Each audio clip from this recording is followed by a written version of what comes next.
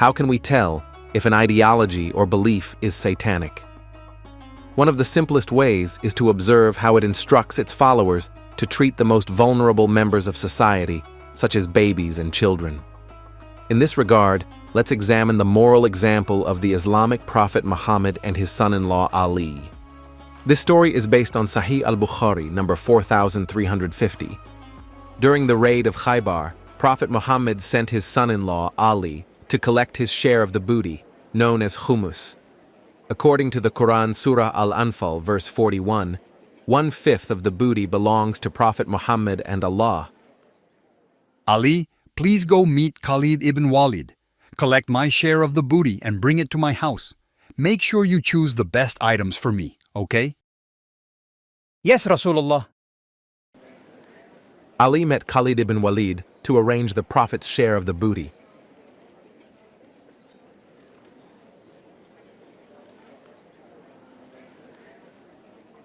I choose the best of the share for the Prophet.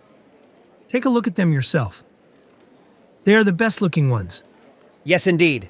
Alhamdulillah.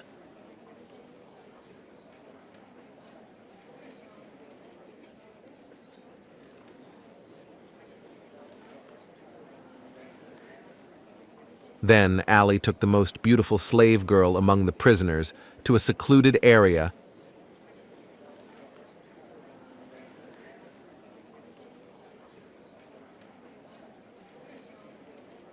and had intercourse with her.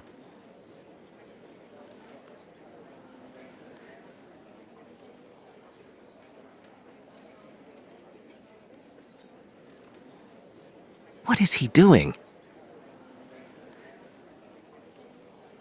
After that, he took a bath. A companion of the Prophet named Burayda became really angry when he found out about this. Khalid, did you see that? Ali slept with her even though she belongs to the Prophet. He didn't perform Istibra either. He just did it to her immediately. How could he? We have to tell Rasulullah about this. They both met with Prophet Muhammad in his tent.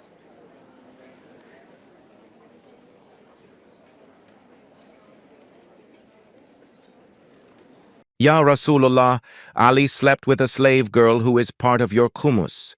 He didn't wait for the Istibra either. He cheated you out of your share. Oh, Burayda, what's the problem? Are you upset with Ali because of that? Yes, of course. Why do you hate him? He deserves more than that from the Khumus. In this disturbing hadith, Ali rapes a slave girl, and Prophet Muhammad says he is entitled to it. There are two reasons for Burayda's anger. First, Ali took a slave girl from the Khumus, which belongs to Prophet Muhammad. Second, Ali had sex with a slave girl without the Istibra. Istibra is one menstrual period of sexual abstinence for a female slave when she is captured or changes ownership. This is to ensure that there is no confusion on paternity. Note that Burayda is more concerned with the lack of proper Istibra than with the sexual abuse of a young girl. Who else doesn't care about what Ali did to this child? Prophet Muhammad did not care. In fact, he approved of what Ali did to the young girl since he did the same thing to Aisha. None of his companions cared either, nor did the entire Muslim Ummah. Who cares about that girl? The important thing is that Ali can satisfy his needs. This is what jihad is all about and why Muslims are eager to engage in it.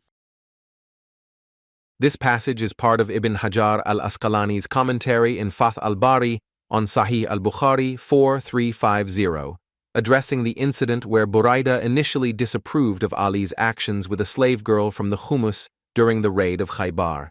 Ali was blamed for having intercourse with the slave girl without the Istibra, and also for the share of the Khumus that he took for himself. Now the first issue, it is understood that she was a virgin and prepubescent, and thus Ali deemed that someone like her does not require Istibra, in accordance with the practice of many Sahaba before him. You see, guys, this was the habit of the Sahaba at that time. It was common practice for Prophet Muhammad's companions to violate prepubescent slave girls. They preferred young girls to adult women because they didn't have to wait a month for Istibra.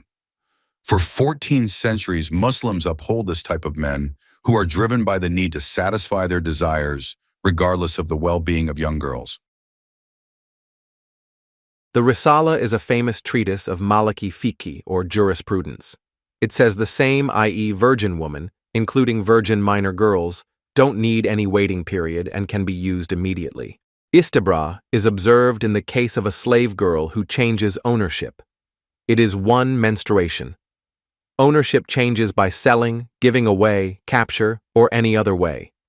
If the woman menstruates after being in the possession of the new master, i.e. she was a minor girl, before he has bought her, then she does not have to observe an istibra if she has not gone out. The istibra for a child when she is sold is 3 months as it is for a woman who no longer menstruates. There is no istibra for a woman who has never had intercourse. Now pay attention to this sentence. The istibra for a child when she is sold. This raises a troubling question. According to Sharia law, how young could a girl be to be sold in the slave market?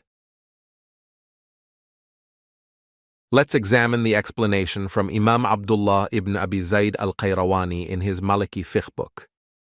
A slave mother and her baby could be separated and sold at the slave market once the baby got her first 2 teeth, which usually happened when she was between 6 months and a year old. In practice, this meant that a mother could be forced to watch her baby, sometimes only 6 months old, be torn from her arms and sold in the marketplace. Then, the baby would be subjected to the whims of a new owner. Not even the slave mothers of the owner's children were spared. They were separated from their children and sold in slave markets. Sunan ibn Majah number 2517. Jabir bin Abdullah said, "We used to sell our slave women with whom we had intercourse, and the slave mothers of our children, Ummahat Awladina, when the Prophet was still living among us, and we did not see anything wrong with that." After being used for a period of time, these women were sold at the slave market. Slave mothers were separated from their children. This was a common practice in Islam during the time of Prophet Muhammad. A contemporary Christian Byzantine witness from the Muslim conquest of the Levant, 634 to 641 AD, lamented that the Muslims destroyed Christian communities. They take the wife away from her husband and slay him like a sheep. They throw the babe from her mother and drive her into slavery. The child calls out from the ground and the mother hears, yet what is she to do? And so it is trampled under the feet of the horses, camels, and infantry. They separate the children from the mother, like the soul from within the body, and she watches as they divide her loved ones from off her lap. 2 of them go to 2 owners, herself to another. Her children cry out and lament, their eyes hot with tears. She turns to her loved ones, milk pouring forth from her breast. "Go in peace, my darlings, and may God accompany you."